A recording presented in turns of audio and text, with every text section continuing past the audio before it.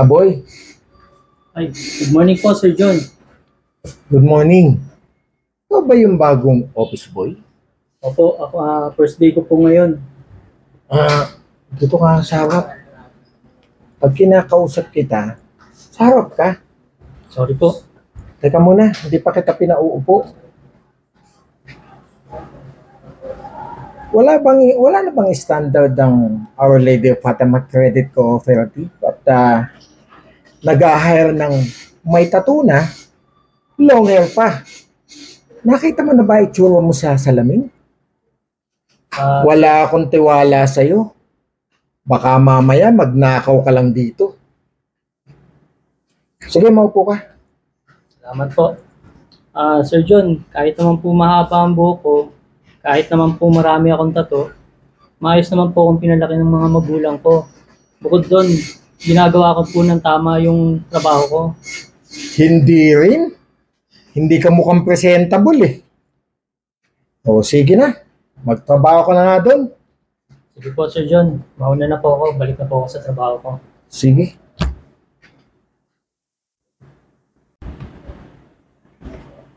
Sir John, ito na po yung kape nyo.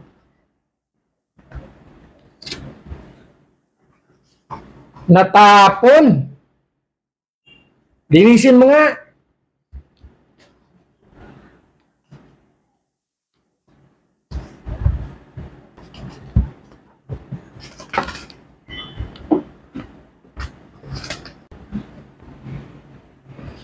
Sir John, hindi naman po ata tama yung pinagagawa niya sa akin.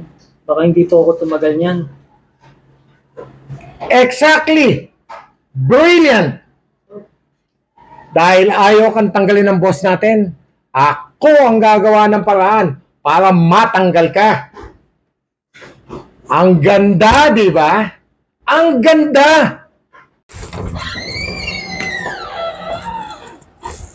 Ano yan?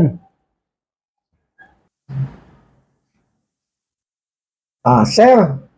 Si Romel po kasi. Tinapon yung kape. Mr. Puno, come to my office right now.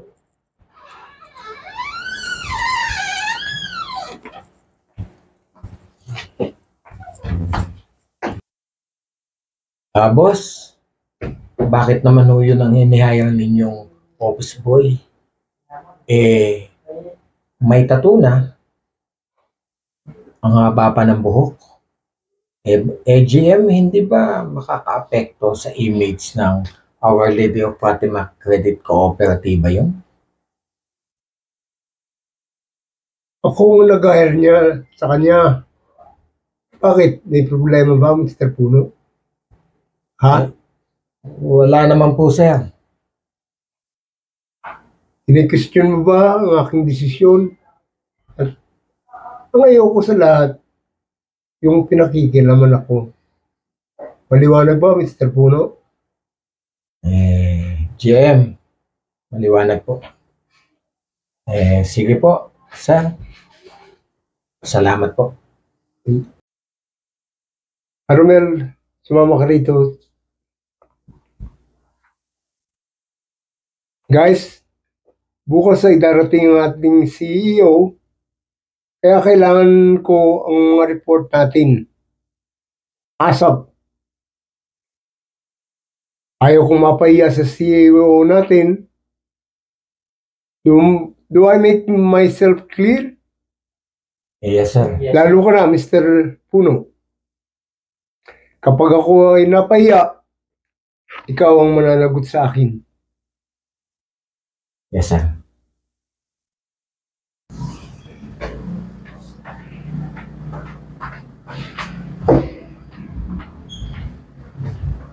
Ken! Ken! Sir John, yes po. Nasaan na yung report? Punyeta! Ang tagal ko nang pinagagawa sa iyan, ha? Sir, yung pinapagawa niyo naman po kasi napakahirap naman po niyan. Wala akong pakialam. Kayo talaga mga may tato. Tatanga-tanga talaga kayo. Gawin mo ng paraan yan, ha? Kung hindi, Ikaw ang mananagot sa akin. Masusunod po, Sir John.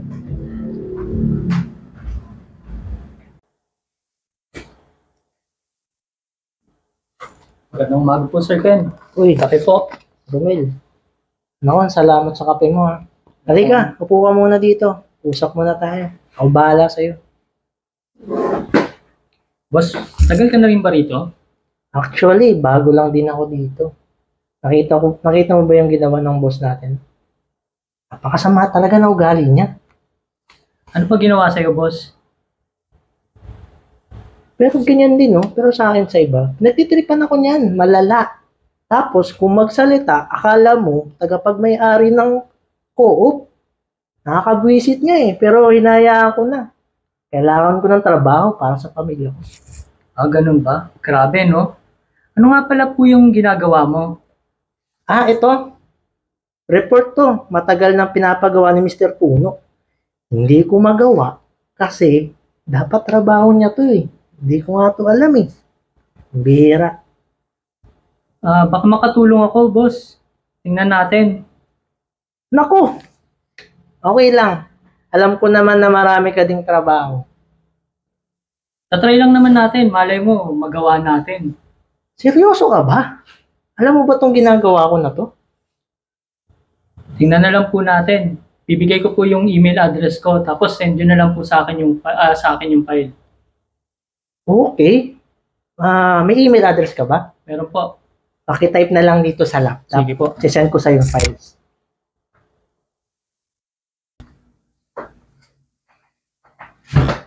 Good morning, Sir Puno. Good morning, Ken. Ipapasa ko lang po itong pinapagawa niyo sa akin. Sir. Nako, mabuti.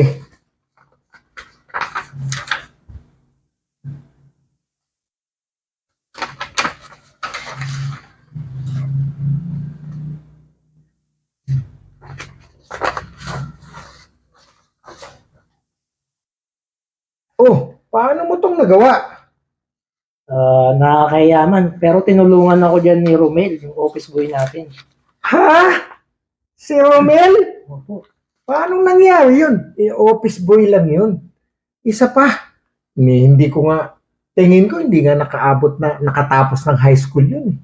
At lalo naman hindi nakapag-college. May tattoo na, mahaba pa ang buhok. Mukhang kriminal. Paano niya magagawa ito? Nagtataka din po ako. Pero mukha naman po siyang mabait na tao. Imposible. GM, boss, eto na po yung pinapagawa niyo report. Natapos ko na.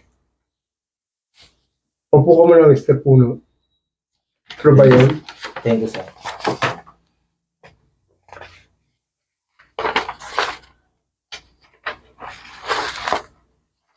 Ang galing. Mahusay. Good job. Buti na lang, umabot ka. Tanggal ka na sana. GM naman. Bakit naman yun nga po ang kaya pinagsumikapan kong matapos agad yan. Para naman, ba't naman pupunta pa tayo doon sa tanggalan? Sige po, GM, maraming salamat po. Okay.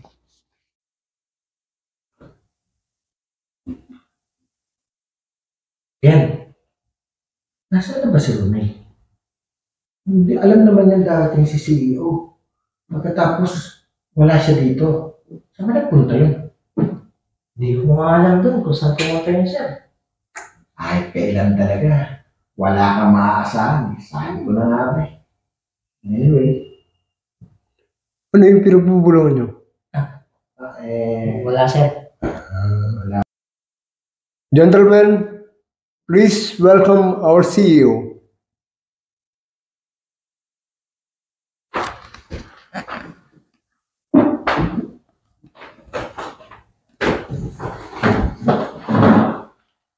Good morning, ma'am. Good morning.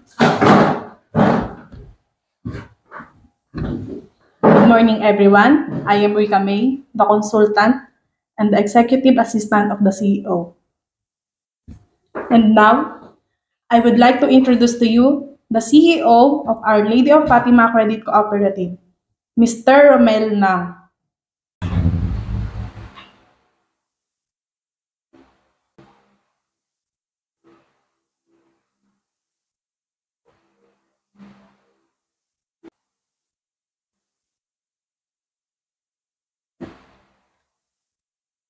Good morning, General Manager. At kamusta, Mr. Puno? Mukha ba akong magnanakaw? Walang pinag-aralan? Kahit may tattoo ako? Actually, my consultant and my director have diabetes sa mga pinagagawa mo. Sorry po, sir. Hindi ko naman alam na kayo pala ang CEO ng Our Lady of Fatima Credit Cooperative. Exactly my point, Mr. Puno. Paano na lang kung bagong officer ang nilalamangan mo? O kaya office boy na nilalait mo? Kawawa naman yung mga tao. One thing I learned in life, that's why I able to run this cooperative for a long time. I treat my people right. Kaya minamahal nila yung trabaho nila. Then everything follows. Ayoko nang may isang bulok na mahahalo sa maayos na bunga. Nakakatakot, baka mahawa sila. This is the last day of you, Mr. Puno. Director Bustos, pay him right away for his resignation. Whether he like it or not, Ken, you will be the one to replace Mr. Puno. Ikaw na rin ang mag-print ng resignation letter niya. I know you can do it. May tiwala ako sa'yo. At nakikita ko, mabuti kang tao. Ikaw rin ang mag-file at papirmahan mo na lang sa kanya. That will be all. Dismiss.